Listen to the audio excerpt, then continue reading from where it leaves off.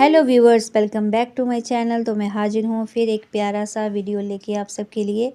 तो आज मुझे बनाना था बहुत प्यारा सा सुंदर सा केक डिज़ाइन, क्योंकि कस्टमर ने रेफरेंस पिक्चर सेंड की थी और आज मैंने एक ट्रिक यूज़ की है इस डिज़ाइन को बनाने के लिए। तो वो ट्रिक मैं आपके साथ शेयर करूँगी। अगर आप वीडियो में लास्ट तक बने रहेंगे तो बीच में वो ट्रिक मैं आपके साथ ज़रूर शेयर करूँगी। तो इसके लिए आपको पूरी वीडियो देखनी पड़ेगी। तो यहाँ पर मुझे मिला था 2 पाउंड की केक का ऑर्डर। हालांकि ये ऑर्डर जो है मेरे रेगुलर कस्टमर का ही था। तो उन्होंने मुझे जो ऑर्डर है बिल्कुल है, कह सकते हैं आप कि 2-4-5 घंटे पहले ही उन्होंने मुझे ऑर्डर दिया था, जबकि वो रेगुलर कस्टमर है, उनको पता है कि एक या 2 दिन पहले ऑर्डर देना होता है। बट फिर भी उन्होंने मुझे ऑर्डर दिया और मुझे एक्सेप्ट करना पड़ा क्योंकि रेगुलर कस्टमर है। तो फिर मैंने क्या किया, अपने ऑर्डर पर काम करना स्टार्ट कर दिया और 1:30 2 बजे के करीब सब कुछ फाइनल हुआ। और उसके बाद मैंने स्पॉन्ज को बेक किया, फिर उसको ठंडा होने के लिए रख लिया। और उसके बाद मैंने जो काम किया है वो मैंने आपके साथ लाइव में शेयर किया है। तो मेरी वो लाइव आप जाकर ज़रूर देखना। तो उसमें मैंने शेयर किया है कि मैं क्या क्या कर रही हूँ किस वक्त। तो कस्टमर ने फ्लेवर के लिए बोला था कि आप कोई भी बना देना, पाइनएप्पल या बटरस्कॉच। फिर मैंने यहाँ पर पाइनएप्पल रखा था फ्लेवर में। तो यहाँ पर कस्टमर ने पहले मुझे केक बोला और साथ में बोला कि उन्हें एनिवर्सरी केक चाहिए।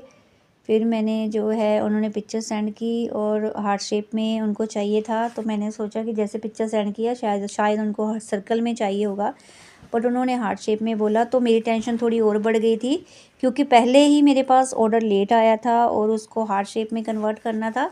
तो आपको पता है हार्ट शेप के लिए केक का सेट होना बहुत ज़रूरी है।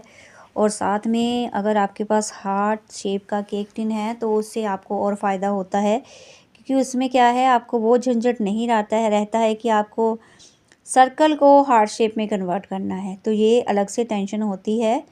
तो अगर काम मेरा चलता रहा भगवान की कृपा से, तो फिर मैं यहाँ पर हार्ट शेप केक टिन ज़रूर बाय करूँगी, क्योंकि उससे काम आसान बहुत हो जाता है।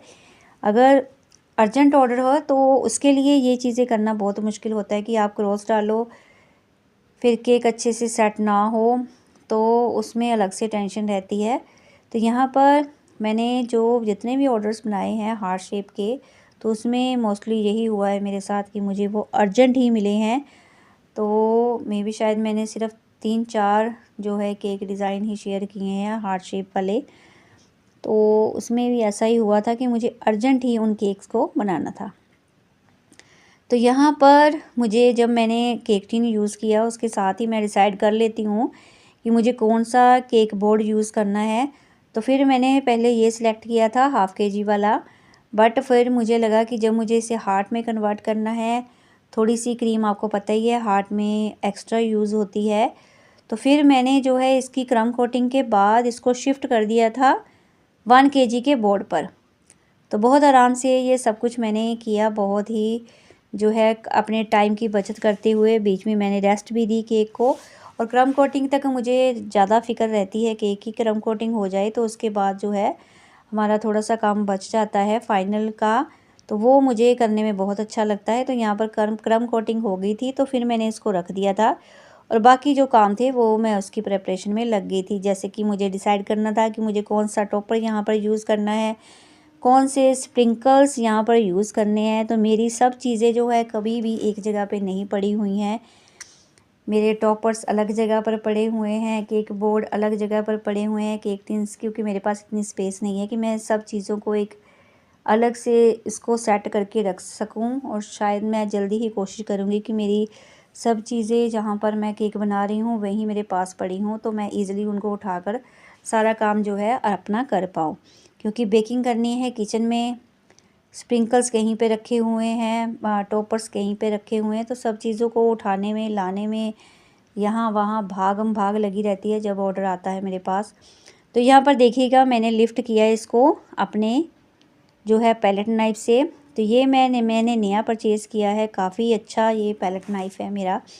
तो जितना भी वेट जो है ये आराम से उठा लेता है, क्योंकि जो पहला मेरे पास है वो थोड़ा सा लो क्वालिटी का कह सकते हैं आप। वो इतना वेट नहीं अच्छे से उठा पाता है। तो ये वाला मैं लाई थी स्पेशल इसी के लिए कि अगर आपको केक को लिफ्ट करना है, तो उठाना है केक को, तो आप आसानी से इस पैलेट नाइफ से उठा सकते हैं। तो यहाँ पर काम मेरा स्टार्ट हो गया था। यही चीज़ की मुझे टेंशन होती है जब मैं कटिंग करती हूँ ना हमेशा, तो इसी पीस को जो उठाती हूँ, आप देख रहे हो कि ये नीचे की तरफ बैठ जाता है, डेंस हो जाता है थोड़ा सा क्रीम की वजह से, क्योंकि क्रीम अच्छे से हमारा केक जो है सेट नहीं होता है। इसको कम से कम 4-5 घंटे अच्छे से रेस्ट मिल जाए तो फिर तो क्या ही बात है, बहुत अच्छी जो है हमारे केक की जो है आउट लुक अच्छी आती है हार्ट शेप की। बट इसकी भी हम अच्छी लाएंगे, आप वीडियो में लास्ट तक देखिएगा, बहुत अच्छा इसका फाइनल लुक आता है।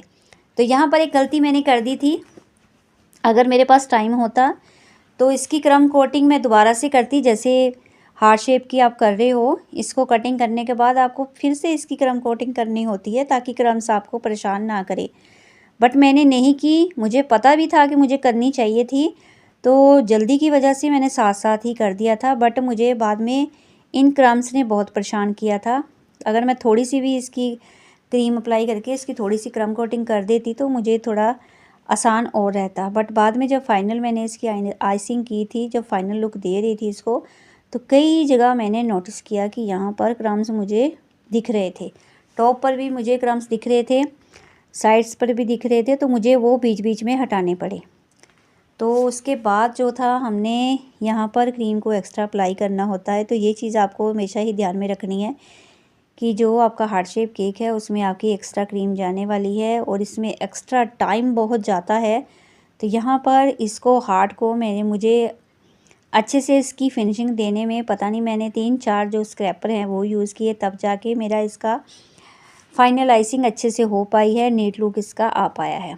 तो यहाँ पर जहाँ जहाँ गैप थे, हालांकि मैंने क्रीम अप्लाई की थी पाइपिंग बैग से, बट फिर भी प्रॉब्लम होती है। तो यहाँ पर मैंने कुछ भी जो है थोड़ा सा किया है मैंने, क्योंकि इतनी लंबी जो वीडियो है मैं आपके साथ नहीं शेयर कर सकती, बट थोड़ा सा मैंने आपको दिखाया है कि इतना भी आसान नहीं होता है हार्ट शेप को बनाना कि जितना लगता है।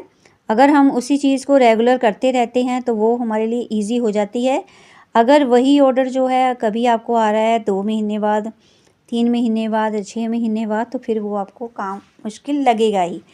तो यहाँ पर मुझे इसको फिनिशिंग देने में एक्स्ट्रा में भी शायद 15-20 मिनट लग गए थे, तब जाके इसका फाइनल लुक अच्छा आया था। तो यहाँ पर 3-4 स्क्रैपर मैंने यूज़ किए, फिर मैं आ गई थी अपने प्यारे से स्क्रैपर के पास, जो मेरा सॉफ्ट स्क्रैपर है। तो यहाँ पर मुझे क्रम कोटिंग जो थी, क्रम्स दिख रहे थे, तो फिर मैं उसको निकाल रही थी। तो फ्रंट से मुझे मुश्किल बहुत ज़्यादा हो रही थी इसको फाइनल लुक देने में, बट थोड़ा सा जो अनइवन रह गया था, तो फिर मैंने उसका सल्यूशन मेरे पास था, तो वो मैं बाद में इसका करने वाली थी, तो फिर मैंने उसको छोड़ दिया। तो यहाँ पर टॉप पर भी नीट लुक आ गया था, साइड वॉल्स पर भी आ गया था। और यहाँ पर अगर आप एक्स्ट्रा टाइम यूज़ करते हो, बार बार क्रीम को स्क्रैप करते हो, लगाते हो, तो यहाँ पर आपके केक की जो फिनिशिंग है, क्रीम की जो शाइन है, वो भी डल होनी स्टार्ट हो जाती है। तो इसीलिए मुझे इसका भी डर था कि मैं जल्दी जल्दी इसको कंप्लीट कर दूं। तो उसके बाद टॉप पर मुझे यहाँ पर लगा कि मैं इसको टॉप से ऐसे ही नहीं रखूँगी, मैं यहाँ पर पैलेट नाइफ यूज़ करूँगी। तो पैलेट नाइफ से एक प्यारा सा पैटर्न मैंने यहाँ पर दिया है। तो अगर आपसे भी फाइनलाइजिंग में प्रॉब्लम होती है साइड वॉल्स पर, टॉप पर, तो उसके लिए आपके पास 2 सॉल्यूशन है। एक तो आप पैलेट नाइफ का यूज़ करके साइड वॉल्स पर एक अच्छा सा पैटर्न दे सकते हैं। दूसरा आपके पास जो ब्रश है सिलिकॉन, उससे आप अच्छा सा पैटर्न दे सकते हो। तो यहाँ पर ये हार्ट्स मैंने बनाए थे, तो इसका वीडियो मैंने आपके साथ शेयर किया है, तो आप देख लीजिएगा। अगर आपको नहीं आते हैं तो मैंने कैसे बनाए हैं वो देख लीजिएगा उस वीडियो में।